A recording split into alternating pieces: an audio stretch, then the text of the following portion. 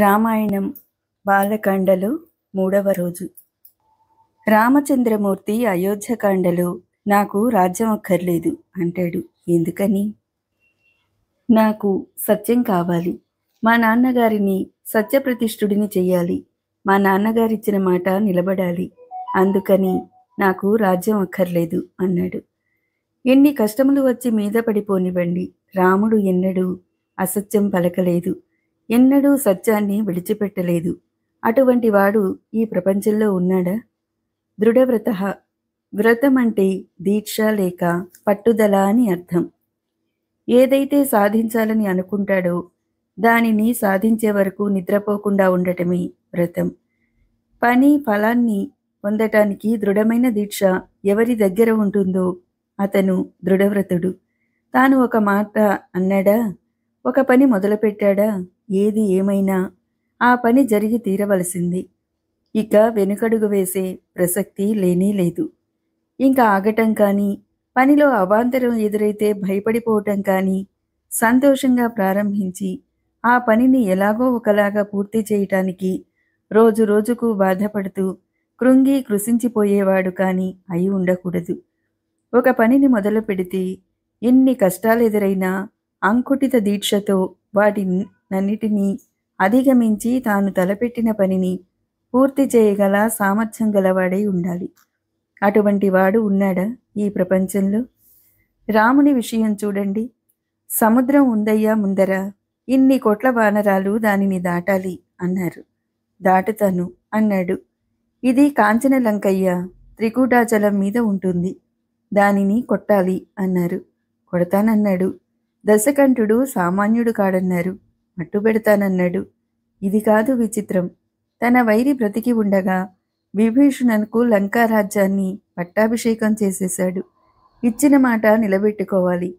ఇది దృఢవ్రత. ఇలా తన మాట నిలబెట్టుకొని సాధించుకోగల శక్తి గలవాడు దృఢవ్రతుడు ఈ ప్రపంచంలో ఉన్నాడా? చారిత్రేణ కోయుక్త. గొప్ప చరిత్ర కలిగిన వాడై ఉండాలి. చరిత్ర అంటే నడవడిక, ప్రవర్తన. చరిత్ర గొప్పదై ఉండాలి.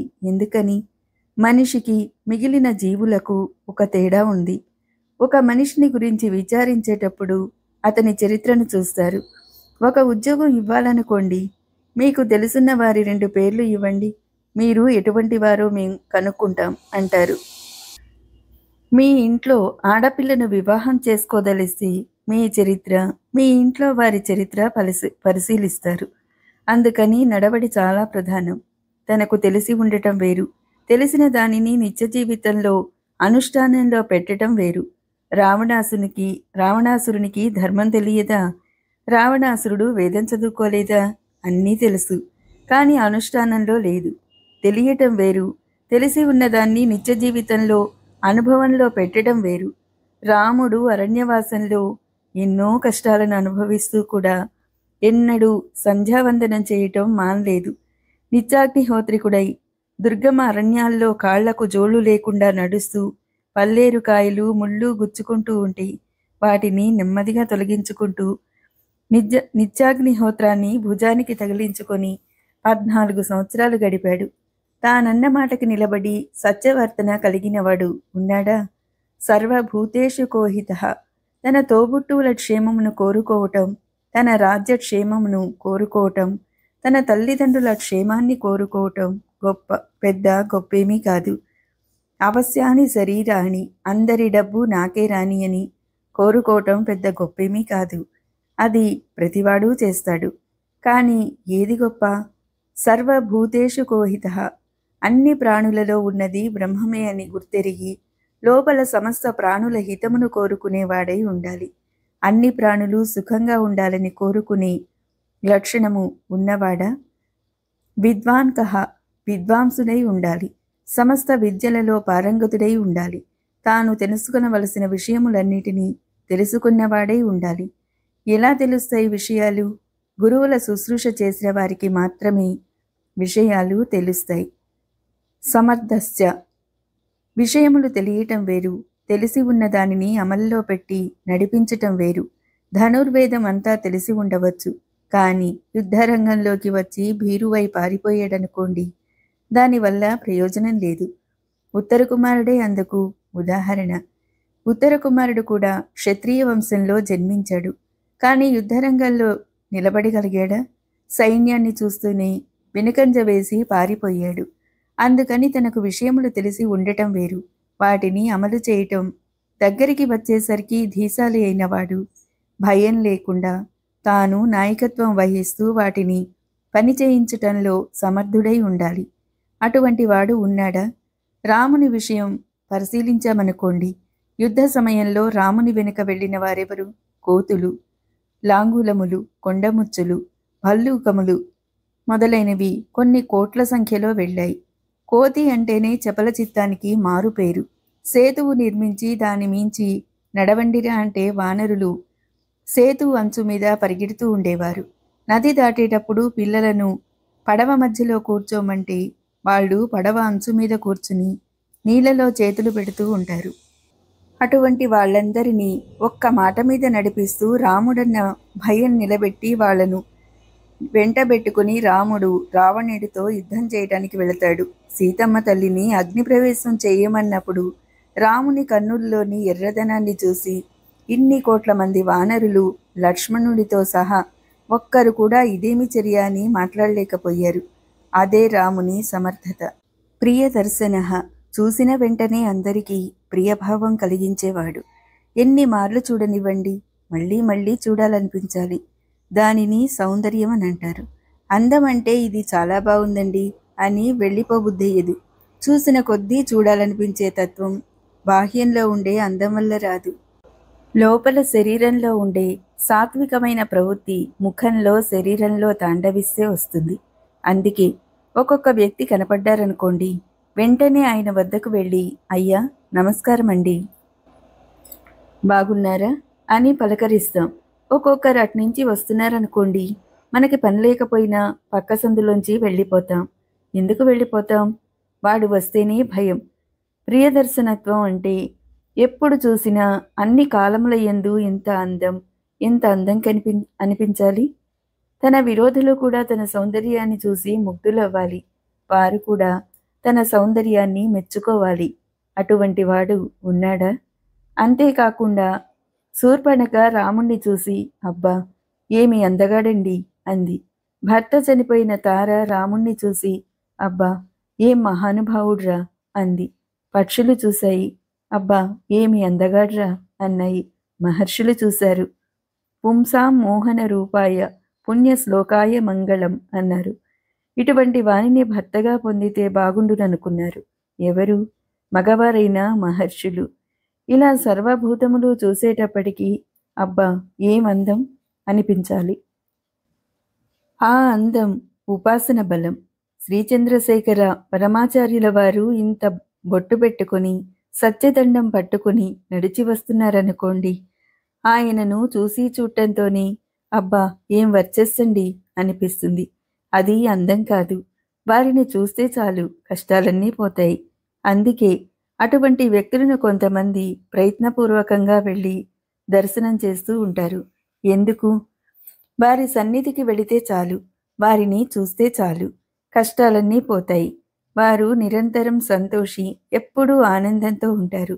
నోరు విప్పితే భగవంతుని గురించి మాట్లాడుతూ ఉంటారు. అందరికీ హితం చేయాలనే లక్ష్యంతో ఉంటారు. ఆత్మవాన్ అంటే అమరకోశాన్ని బట్టి ధైర్యమని అర్థం. అపారమైన ధైర్యం కలవాడు ఉన్నాడా? పైకి మేకపోతులాగా డాంబికంగా కనపడినా లోపల పిరికితనం కలిగి ఉంటే అది మేకపోతు ధైర్యమే కాని నిజమైన ధైర్యంగా పరిగణింపబడదు. మొక్కవోని ధైర్యంతో నిలబడగలగాలి. నేనే తలుచుకుంటే ఈ బ్రహ్మాండములన్నిటినీ శాసిస్తాను అంటాడు రామచంద్రమూర్తి. భయపడటం అన్నది ఆయన జీవితంలో ఎన్నడూ లేదు. జితక్రోధ. ఎంత అందంగా వాల్మీకి మహర్షి నారదుల వారిని ప్రశ్నిస్తున్నాడో ఇక్కడ మనం గమనించాలి. శిష్యుడు గురువును ప్రశ్న వేస్తే ఎంత అందంగా ప్రశ్న వేయాలో చూపిస్తున్నాడు. వారు అడిగే ప్రశ్నల్లో నుండి 24,000 శ్లోకాల రామాయణం పుట్టింది అంటే అది ఎంత గొప్ప ప్రశ్న చూడండి. జితక్రోధుడు అంటే క్రోధమును జయించినవాడు అని అర్థం. కోపము కన్నా తీవ్రమైన స్వరూపానికి క్రోధం అని పేరు. ద్వేషభావమే క్రోధం. కోపం వేరు, క్రోధం వేరు. ఒక్కొక్కడు అంటాడు, ఎప్పుడో తనకు జరిగిన అవమానాన్ని గురించి తలుచుకొని బెంగ పెట్టేసుకొని అరుస్తూనే ఉంటాడు. ఎప్పుడో జరిగిపోయిన దానికి ఇప్పుడెందుకు అల్లరి అంటే అతనికి కోపం దీర్ఘకాలం ఉంటుంది. అలా ఉన్నది అంటే వానికి కామం అంటే కోరిక ఉన్నదన్నమాట. వానికి కోరిక పుట్టింది, కోరిక తీరలేదు, క్రోధం పుట్టింది. అటువంటి క్రోధాన్ని జయించాడా? క్రోధాన్ని జయించటం అంటే అరిషడ్వర్గములను జయించినట్లే. కామ, క్రోధ, లోభ, మద, మోహ, మాత్సర్యముల నడి 6 జయించిన వాడై ఉన్నాడా? జ్యుతిమాన్. జ్యుతి అంటే వర్చస్సు, కాంతి. అపారమైన కాంతి కలిగిన వాడై ఉండాలి. ఈ కాంతి ఎక్కడి నుండి వస్తుంది? ఉపాసనా బలం నుండి వస్తుంది. తాము నమ్మిన సిద్ధాంతం పట్ల తనకున్న విశ్వాసంలో నుండి వస్తుంది. తాను అనుసరించవలసిన ధర్మము పట్ల వైక్లభ్యము లేని స్థితి నుండి వస్తుంది. అటువంటి వాడై ఉన్నాడా?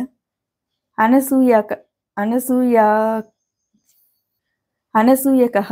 ఎవరి పట్ల అసూయ లేనివాడై ఉండాలి. కొంతమంది ఎదుటివారిలో ఉన్న మంచి గుణమును మంచి గుణముగా స్వీకరించరు. అసూయకు రావణాసురుడిని ఉదాహరణగా పేర్కొనవచ్చు. ఎదుటివారిలో ఎంత మంచి గుణము ఉన్నా వాడు వెంటనే ఆ మంచి గుణమును చెడ్డ గుణముగా మార్చి చెప్తాడు. అసూయ అనేది ద్వేషానికి తోబుట్టువు. తన దగ్గర లేదు, అవతలి వాని దగ్గర ఉంది అనే భావాన్ని కలిగి ఉండటమే అసూయ. ఎదుటి వారిలో ఒక మంచి గుణం ఉంటుంది. ఆ మంచి గుణాన్ని మంచి గుణంగా స్వీకరించటం ఇది అనసూయతకు అంటే అసూయకు ప్రతిబింబం రావణాసురుడు. రావణునిలా ఉండకూడదు. అందుకే జీవితంలో మనం ఒక అలవాటు చేసుకోవాలి. ఎవరి గురించైనా మాట్లాడేటప్పుడు వారండి, చాలా మంచివారండి అని వారిలోని మంచి గుణాలను ప్రస్తావించటం అలవాటు చేసుకోవాలి. అలా ఎల్లప్పుడూ మంచిని గురించిన ప్రస్తావనే తలపోస్తూ ఉండటం వల్ల మనకు ఒక విధమైన ప్రశాంతత ఏర్పడుతుంది. చెడును చూసిన కొద్దీ మనలో క్రోధం వస్తుంది, ఉద్రేకం వస్తుంది. మంచిని చూసిన కొద్దీ ప్రశాంతంగా ఉంటాం. ముందు మన మనసు చక్కబడుతుంది. కొంతమంది ఎదుటివారిలో ఉన్నటువంటి గుణములను గుణములుగా చెప్పకుండా గుణములను దోషములుగా చెప్తారు. ఇది అసూయతో కూడిన వారి లక్షణం. అవతలివాడు చెడిపోడు. అతని సద్గుణాలను అవగుణములుగా వక్రీకరించి చెప్తే ఇతరులకు మనం అసూయాపరులమని తెలుస్తుంది. కస్య బిభ్యతి దేవాస్య జాతరోషస్య సంయుగే. ఆయనకి గాని కోపం వస్తే ఆ కోపమునకు దేవతలు కూడా భయపడగలగాలి. ధర్మం తెలిసి ఉన్నవాడైతే అధర్మాన్ని చక్కదిద్దటానికి కోపం తెచ్చిపెట్టుకుంటాడు. తానే కోపమునకు వసుడైపోతే ఇక తానెలా చక్కదిద్దుతాడు? క్రోధం వచ్చేసిందంటే తాను ధర్మాధర్మములను మర్చిపోతాడు. అందుకని క్రోధమునకు వసుడు కాకూడదు, తెచ్చిపెట్టుకోవాలి. తెచ్చిపెట్టుకొని లోకమును రక్షించగలగాలి. అటువంటి వాడు ఉన్నాడా? దేవతలు కూడా గడగడలాడిపోయేటట్టుగా కోపం తెచ్చిపెట్టుకొనగలిగిన సమర్థత కలిగిన వాడు ఈ ప్రపంచంలో ఉన్నాడా? ఇప్పుడున్నాడా? ఉన్నట్లయితే ఆయనెవరో నాకు చెప్పవలసింది అని వాల్మీకి మహర్షి నారదుల వారిని అడిగాడు. 16 గుణములు కలిగిన వ్యక్తి గురించి ఆయన అడిగారు. ఈ 16 గుణములే 16 కళలు. ఈ 16 గుణములు ప్రతి మనుషుడికి ఉండాలి. రామచంద్రమూర్తిలో ఈ 16 గుణాలు ఉన్నాయి. రామాయణం చదివితే రామచంద్రమూర్తిలోని ఈ 16 సద్గుణాలను మనం గుర్తించగలం. అయితే అటువంటి గుణములను మనం కలిగి ఉన్నామా? కలిగి ఉంటే ఎన్ని అని ఒక్కసారి ఆత్మపరిశీలన చేసుకోవాలి. దురదృష్టవశాత్తు ఈ 16 గుణములు పూర్ణముగా లేకపోయినా రామాయణమును చదివితే, రామాయణమును విన్నట్లయితే, అందులో రామచంద్రమూర్తి జీవితం మనకి అర్థమైతే, అరే రాముడిలా ఒక్క విషయంలో ఉండలేమా అని అనిపిస్తే, రామచంద్రమూర్తి కటాక్షం దొరికితే ఎందుకు కాలేము? అందుకని రామాయణంలో 16 గుణములను అడిగాడు. వాల్మీకి అడిగిన ప్రశ్నకు నారదుడు ఎంతగానో ఆశ్చర్యపోయాడు. మీదు మిక్కిలి ఇటువంటి ప్రశ్న వేసినందుకు మిక్కిలి సంతోషించాడు కూడా. అటువంటి ప్రశ్న వేసినందుకు శిష్యుడైన వాల్మీకిని ప్రశంసించాడు.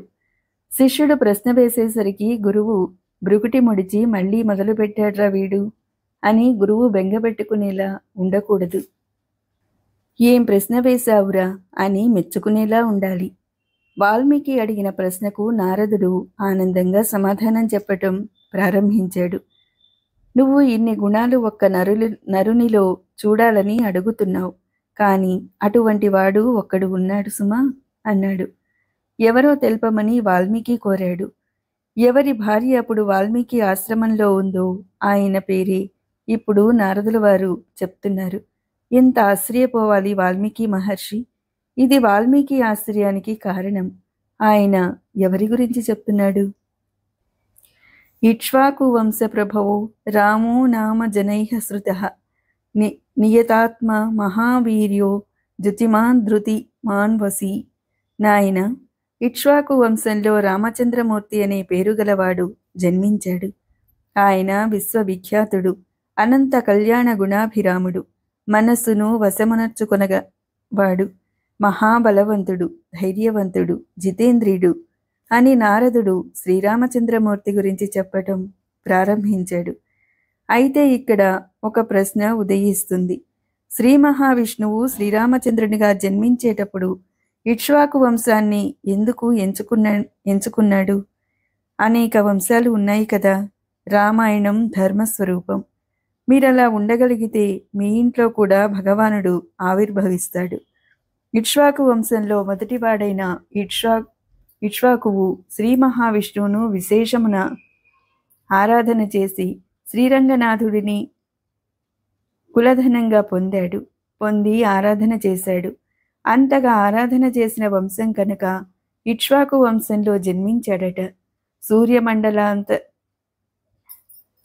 సూర్యమండలాంతర్తిగా శ్రీమన్నారాయణోపాసన చేస్తారు. సూర్యవంశానికి చెందినవారు కనుక ఇక్ష్వాకు వంశంలో జన్మించాడట.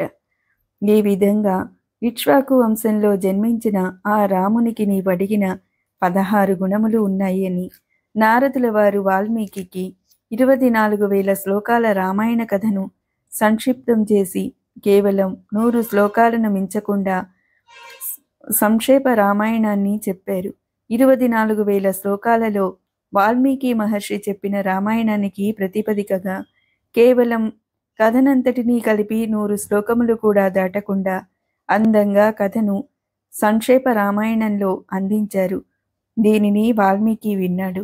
వాల్మీకి రామాయణం 24,000 శ్లోకాల పవిత్ర గ్రంథం.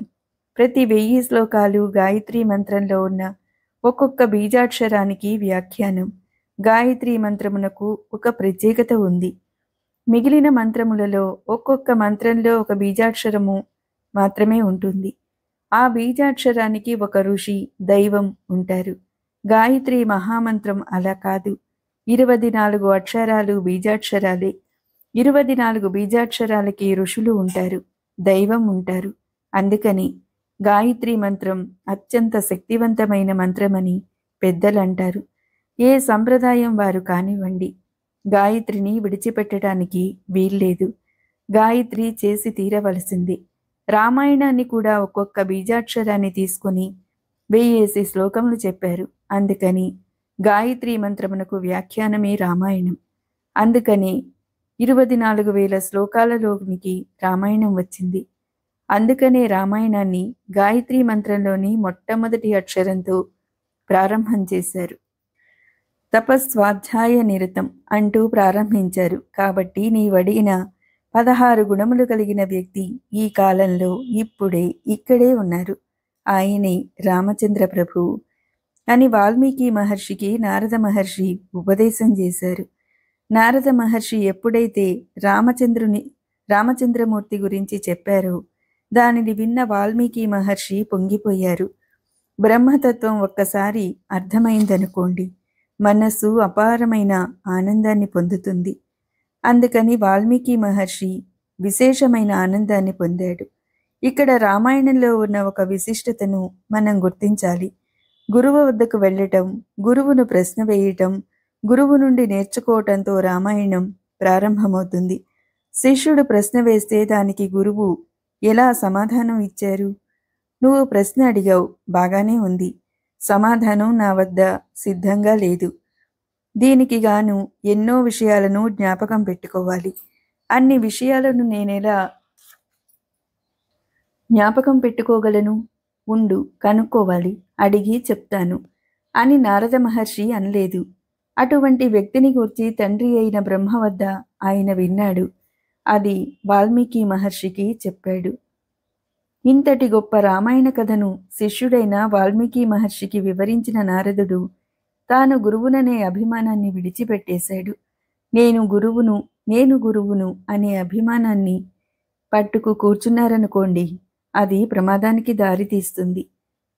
ఆకాశం ఉంది, ఇక్కడకు తీసుకువచ్చి ఒక గ్లాసు పెట్టారనుకోండి, గ్లాసులో ఆకాశం ఉందా? లేదా? ఉంటుంది. ఒక కుండ తీసుకువచ్చి పెడితే కుండలో ఆకాశం ఉంటుంది, ఘటాకాశం. ఒక గదిలో ఆకాశం ఉంటుందా లేదా?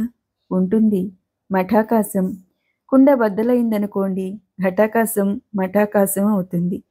మఠాకాశం తలుపులు కూడా తీసివేసినట్లయితే అనంతాకాశం అవుతుంది. ఇప్పటి వరకు తాను గురువుగా నిలబడి విషయాన్ని శిష్యునికి బోధపరిచిన నారద మహర్షి తాను గురువునన్న విషయాన్ని వదిలిపెట్టేశారు. వదిలిపెట్టేసి ఆకాశం ఎలా ఆకాశం అయిపోతుందో అలా నారదుడుగా అయిపోయారు. అంటే తాను జ్ఞానిగా, ఆత్మస్వరూపిగా మారిపోయి నారద మహర్షి బయలుదేరి ఆకాశ మార్గంలోకి ప్రయాణం చేసి వెళ్ళిపోయారు. ఆయన వెళ్ళిపోయిన తర్వాత ఆ కథను విన్న ఆయన శిష్యుడైన వాల్మీకి మాత్రం పరవశించిపోయాడు. ఎంత గొప్ప రామకథ చెప్పాడో కదా మహానుభావుడు అనుకున్నాడు. అదే ఆలోచన చేస్తున్నాడు. ఇంతలో మధ్యాహ్న సమయం అయింది. మధ్యాహ్న సమయం అయినప్పుడు మధ్యాహ్నిక సంధ్యావందనం చెయ్యాలి. అందుకు గంగానదికి ఉపనదైన తమసా నదీ తీరానికి వెళ్ళాడు. తమసా నది అజ్ఞానమనే తమస్సును పోగొట్టే పుణ్యనది. ఆ నదీ తీరానికి వెళ్ళి సంధ్యావందనం చేద్దామని అనుకుంటుంటే వెనకాల భరద్వాజుడు అనే శిష్యుడొచ్చాడు. అతను మహర్షి కాడు. ఇక్కడ భరద్వాజుడు వాల్మీకి మహర్షి శిష్యుడు. తమసా నదీ తీరం చేరగానే వాల్మీకి శిష్యుని వైపు తిరిగి, నాయనా, నీ చేతిలో ఉన్న పాత్రను పక్కన పెట్టి నీ చేతిలో ఉన్న వస్త్రం ఇలా ఇవ్వవయ్యా, నేను నీటిలోకి దిగి స్నానం చేస్తాను అన్నాడు. గురువును ఆశ్రయించి గురువు వెనకాల వెళ్లే శిష్యుడు గురువు వెనక ఎలా వెళ్లాలో చూపించింది రామాయణం. గురువుకు సంబంధించిన వస్తువులను శిష్యుడు పట్టుకోవాలి. పట్టుకొని పరమ వినయ విధేయతలతో గురువును అనుగమించి వెళ్ళాలి. అలా ఎంతో వినయ విధేయతలతో శిష్యుడు గురువును అనుగమించి వెళుతున్నాడు. అక్కడికి వెళ్ళిన తర్వాత వాల్మీకి మహర్షి భరద్వాజునితో అన్నాడు, చూశావా భరద్వాజ, ఈ నీరు ఎంత నిర్మలంగా ఉందో, ఎక్కడా బురద లేదు, రమణీయంగా ఉంది. సన్మనుష్యుని మనస్సు ఎంత నిర్మలంగా ఉంటుందో అంత నిర్మలంగా ఉంది ఈ నీరు అన్నాడు. మంచివారికి మంచియే గోచరిస్తుంది. తాను నిర్మలమైన స్థితిలో రామకథను విని ఆనందాన్ని పొందుతూ వచ్చి మహర్షి ఆ నీటిలోకి దిగుతున్నాడు. ఆ దిగేటప్పుడు తన చుట్టూ ఉండే ప్రకృతినంతటినీ ఒక్కసారి పరిశీలన చేశాడు. అరణ్యానంతటినీ పరిశీలనగా చూశాడు. ఇక్కడే గమ్మత్తైన ఒక సంఘటన జరిగింది.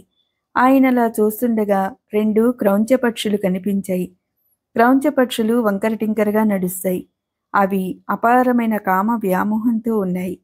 మిథున లక్షణంతో ఉన్నాయి. మగపక్షి, ఆడపక్షి సంభోగం చేసుకుంటున్నాయి. ఆ సమయంలో అవి చెట్టు మీద కూర్చుని ఉన్నాయి. మహర్షి ఆ చెట్టు వంక, పక్షుల వంక, అరణ్యం వంక చూశాడు. ఒక్కసారి బాహ్య స్మృతిని పొందాడు. జగత్తుని పరిశీలన చేస్తూ లోపల రామాయణం గురించి ఆలోచిస్తూ స్నానం చేయటానికి వెళ్ళబోతున్నాడు. అదే సమయంలో అక్కడకు ఒక నిషాదుడు, కిరాతకుడు వచ్చాడు. మిథున లక్షణంతో ఉన్న క్రౌంచ పక్షులను చూసి, ఈ పక్షులను నేను బాణంతో కొడతాను అని పాపనిశ్చయాన్ని పొందాడు. బాణాన్ని వదిలాడు. ఆ బాణం మగపక్షి గుండెల్లో తగిలింది. తగలగానే దాని శరీరంలోంచి రక్తం ప్రవహించింది. ఆ మగపక్షి కింద పడిపోయింది. తల వేలాడేసింది. 2 రెక్కలు విప్పి కొట్టుకుంది. భూమి మీద పొర్లాడుతుంది. వాల్మీకి మహర్షి ఈ సందర్భాన్ని చూశారు. విశేషమైన ధర్మాత్ముడు కనుక ఆయనలోంచి కారుణ్యం పెల్లుబుకింది. దుర్మార్గుడైన నిషాదుడా, పాప నిశ్చయం కలిగినవాడా, క్రౌంచ పక్షులు కామంతో కూడినవై మిథుల లక్షణంతో సంభోగంలో ఉండగా నీవు ధర్మం తప్పి వాటిని గురి చూసి మగపక్షిని బాణంతో కొట్టావు. చూడు, ఆ పక్షి రక్తం ఒడుతూ నేల మీద పడి గిలగిలా కొట్టుకుంటుంది.